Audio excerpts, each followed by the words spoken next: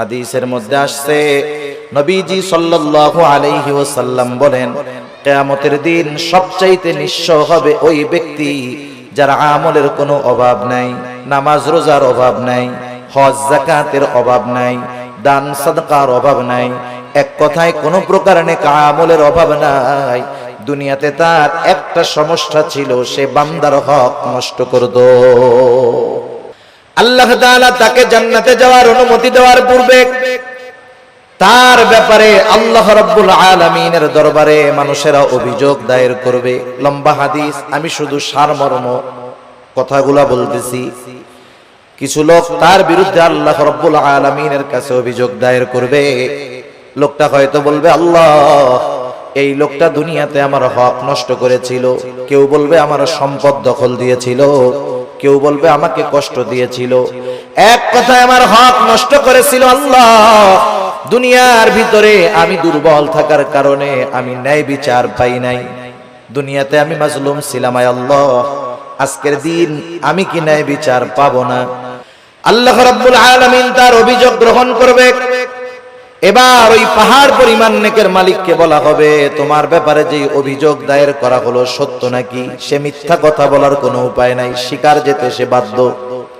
সে বলবে, হ্যাঁ, দুনিয়াতে আমি তার এই হক নষ্ট করেছি। আল্লাহ তাআলা বলবে, দাও, তার হকটা আদায় করে দাও।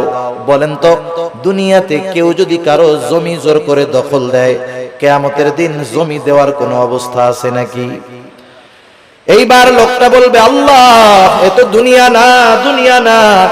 দুনিয়া যদি হইতো আমি তার জমি, তার হক তাকে ফিরাইয়া দিতাম।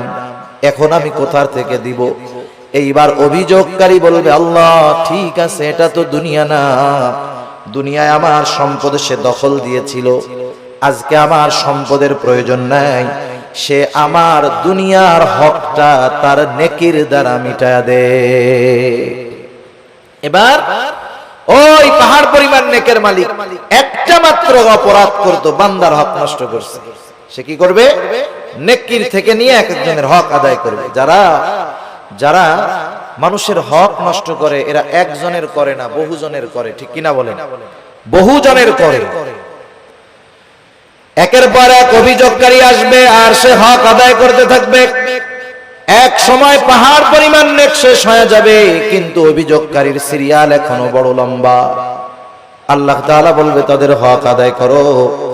লোকটা বলবে, আল্লাহ, মানুষের হক আদায় করতে করতে আমার সব নেকি শেষ হয়ে গেছে। এইবার অভিযোগকারীরা বলবে, আল্লাহ, তার নেকি নাই, তাতে কি? আমাদের গুনাহগুলা নিয়ে আমাদের হক আদায় করে দিই।